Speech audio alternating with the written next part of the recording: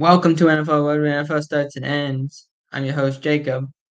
And as we move on to week 2, we first begin with the biggest story in sports right now, which is the New York Jets. Now, over the last 24 hours, there's been a lot of quarterbacks that kind of thrown their name into the hat of the Jets that could call, that would be a backup or a potential starter. And the media does this as well. Matt Ryan's name was thrown in there. Tom Brady's name was thrown in there. RG3's name was thrown in there. All of them. Ben Roethlisberger, Philip Rivers, anyone. They were all thrown in there. The Jets have been adamant that Zach Wilson's the starting quarterback. That there is no other guy that they're going to bring in and he's going to start. No. It's going to be Zach Wilson's show once again. Now, the Jets have said that they will add a veteran quarterback. The question's not if, more of when. They have Tim Boyle on the practice squad. He was in Green Bay with Hackett. That could be a route that they choose to go. They could be going to trade for someone, maybe a third-string quarterback. They don't have to give up a whole lot. And their job is, let's just say he's here. One of the names that was floated around, and I thought this was interesting, was Case Keenum. I was like, that makes sense. Get a veteran who's been here a long time, 18 years for Case Keenum. He's not really doing anything in Houston. Why not? I think that's a good idea. And he won't be very expensive. Will Houston want to trade him? I don't know. But I could see how that would work. The two quarterbacks that their names were thrown in either by the agent or by the media, the Jets are not signing, announced that they won't sign, Tom Brady, surprisingly, and Colin Kaepernick, not so surprisingly.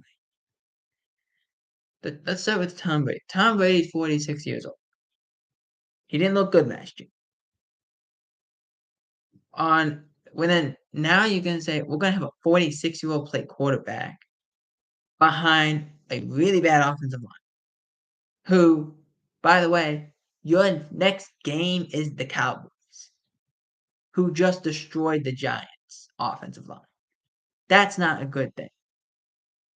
So, and yes, you have the weapons, and your roster is very talented, and you can win some games, and you'll be in games. But it's going to be hard. It's going to be really, really hard. And as I think of this, I say, okay, that's not going to happen. So then, Colin Kaepernick called, or his agent called the Jets, saying he still wants to play. He's 35 years old. He hasn't played in 7 years. That well is pretty dry, okay? That no one's coming. You guys call it now and say, all right, no one's coming. I might as well not keep doing it. Or might as well get my name in another league so I have an opportunity. Instead, let's just wait. Instead of just saying, let's just wait until something happens.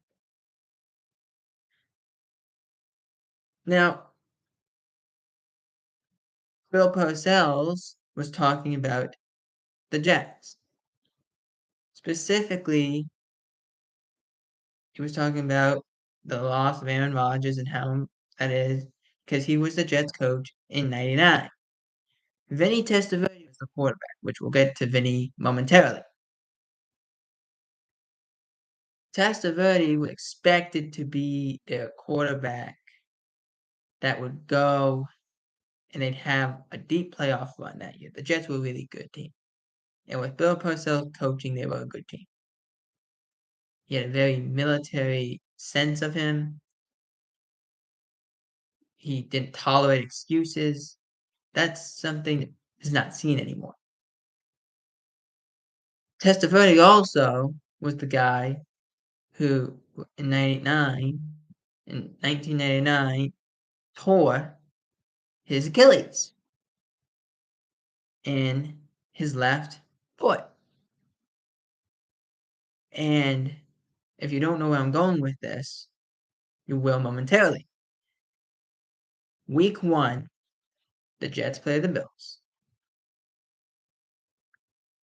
Was the 24th, the next day, September 12th, was the 24th anniversary of that devastating injury to Vinny Testaverde. And he was an honorary captain for that game.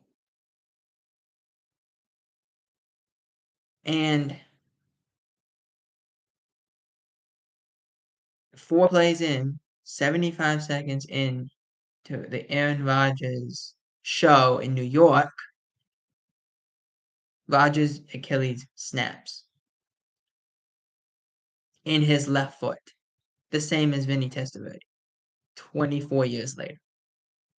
Not exactly. It's not Joe Theismann and Alex Smith exactly, but it's pretty dead on.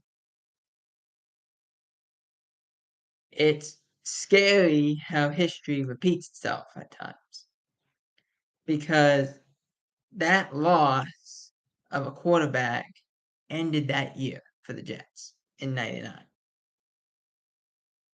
And I think now in 2023, that could be history repeating itself, as in you acquire a great talented quarterback who's going to be in the Hall of Fame someday, and he gets hurt 4 snaps into the game.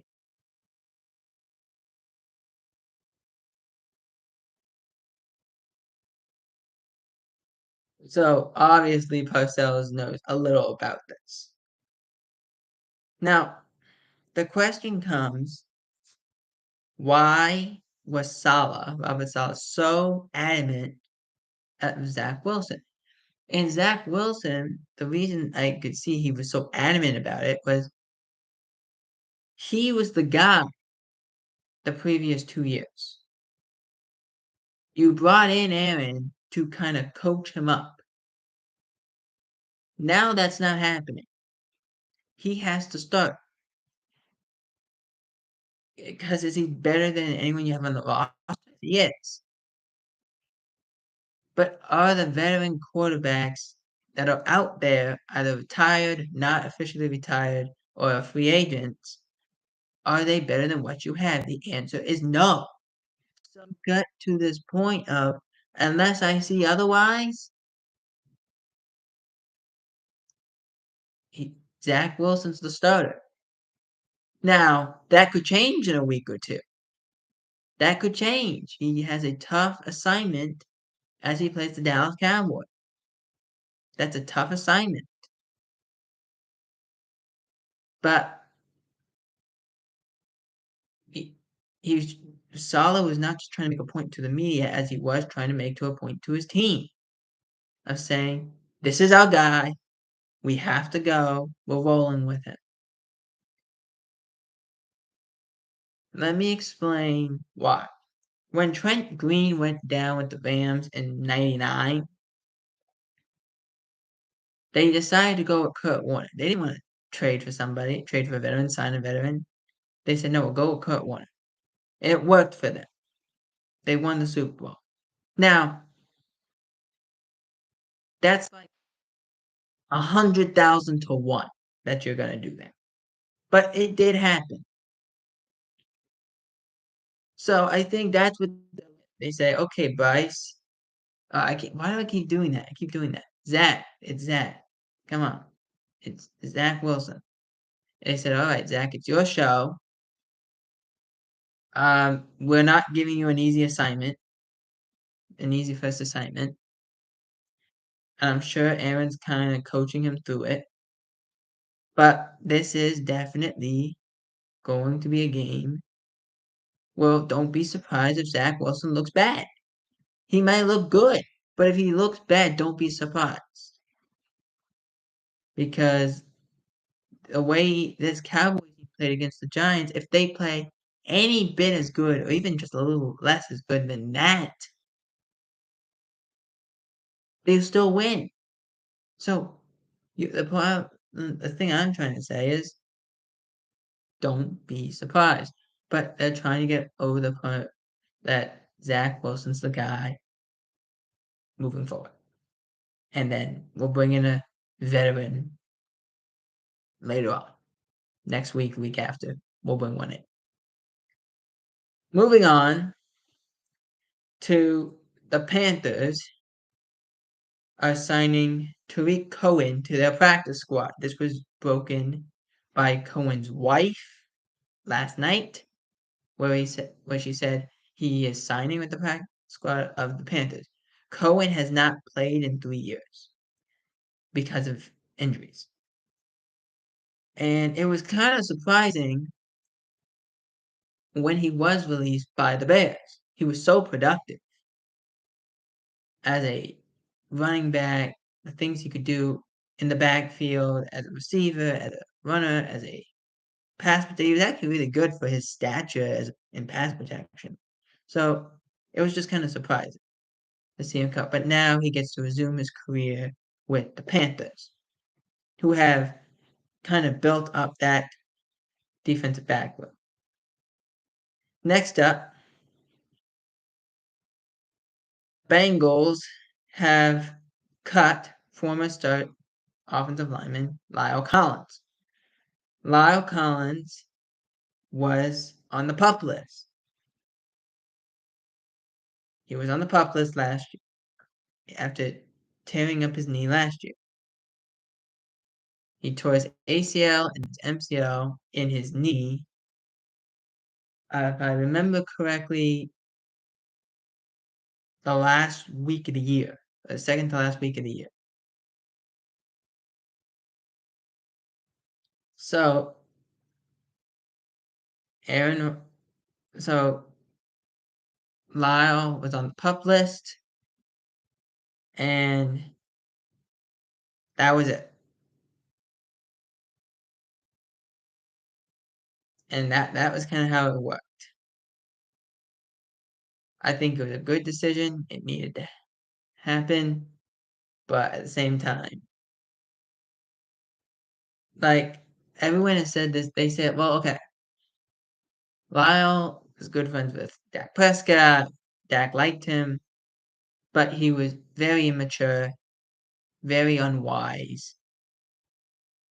So, is there a chance that he gets brought back to the Cowboys? Maybe, but as a depth piece, not as a starter. Moving to the Chiefs, as the Chiefs and Chris Jones agreed to a contract. It's a 1-year deal. I'm trying to see if I can find exactly how much he's going to make. It's estimated that he will make about anywhere between 21 or $20 million. So that works from that side. Bottom line,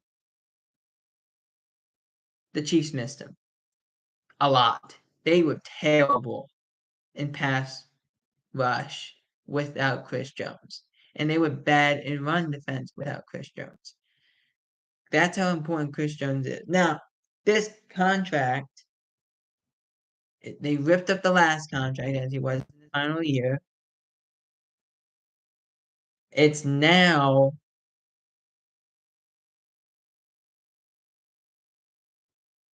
that Chris has the job. He will return to practice in the game against Jacksonville. Bottom line of that was it wasn't the asking price that was the concern. You saw how valuable he was. What the guy can do as a pass rusher, he got 16 and a half sacks last year. He's a monster. And so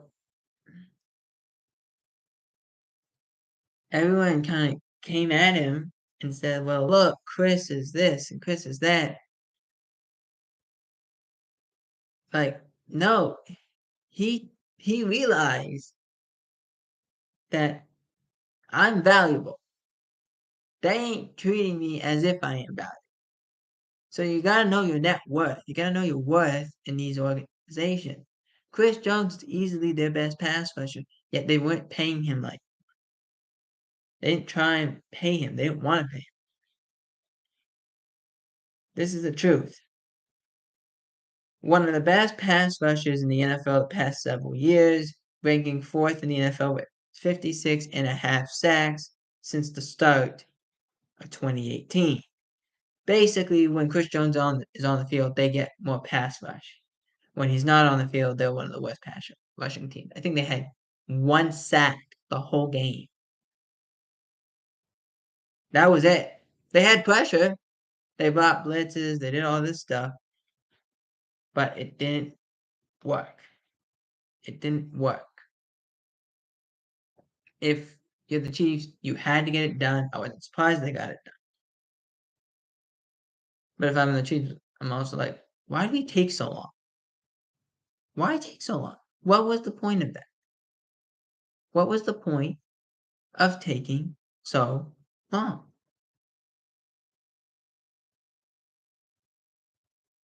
And that I can't answer.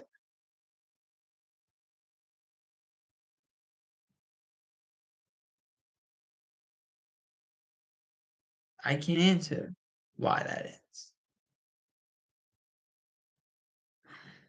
It shouldn't have taken that long, but it's finally over. Now, on to the. Let me make sure I can get there and actually see the thing. There we go.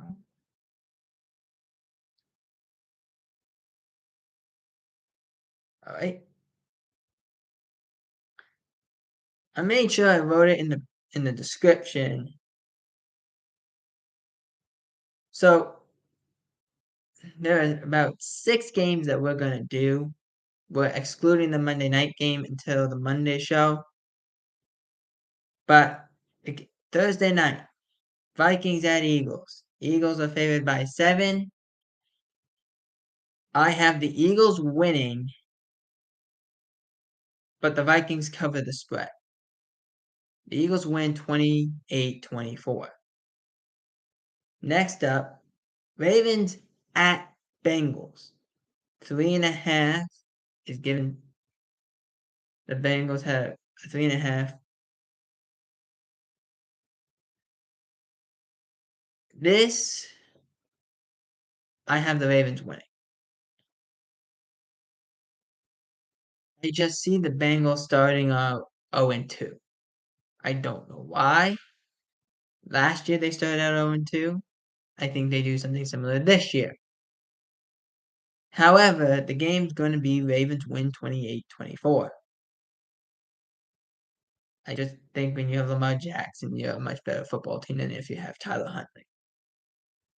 Maybe I'm wrong, but that's what I believe.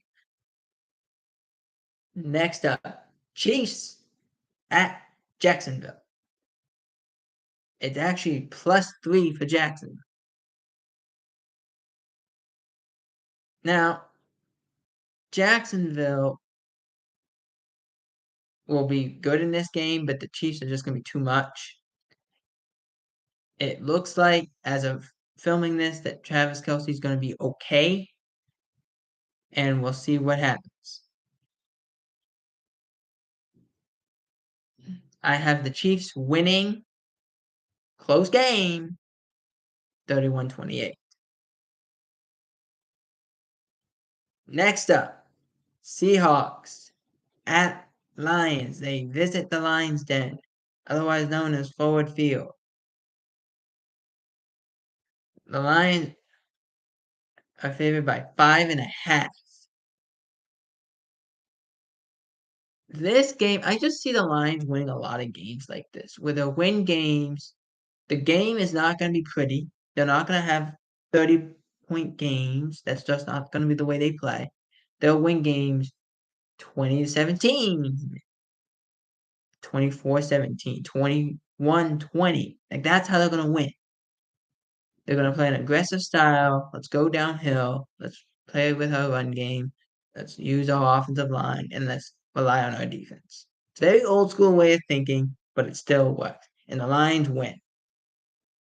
The Lions win this game 21-17.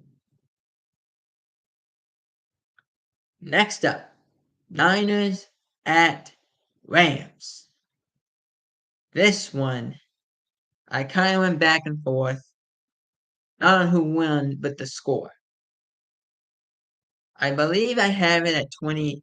Hang on, let me make sure. Okay, yeah.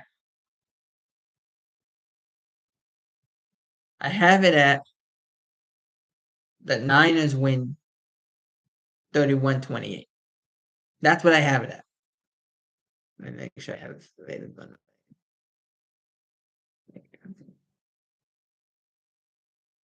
Oh, yeah, I had the Chiefs winning 31-24, but we can fix that. 31-28 is really what I think it's going to be. So let me fix that.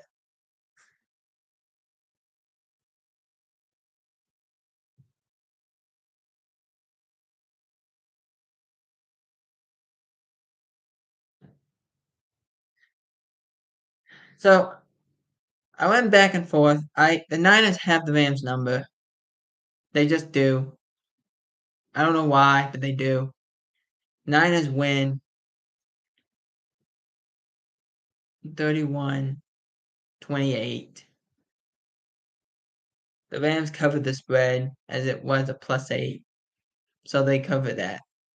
Next up, Jets at Cowboys. This opened up on betting at -3. It's now -9.5.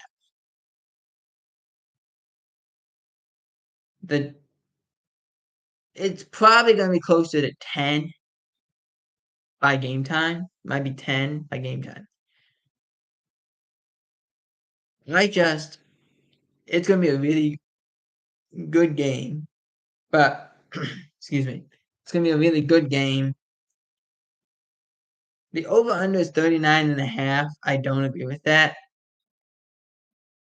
If anyone picks the over, I think you'll be dead on with that. I have the Cowboys winning. Make sure here. Yes. I have the Cowboys winning 28-14 because I just don't see how the Jets are going to score enough points on offense. And I don't see how this defense is going to be able to keep up with this Cowboys offense. So the Cowboys win 28-14. And final game is Dolphins at Patriots. It's +2.5 for the Patriots. Over under is 46.5. I think that is not accurate. It's pretty close, but it's not accurate.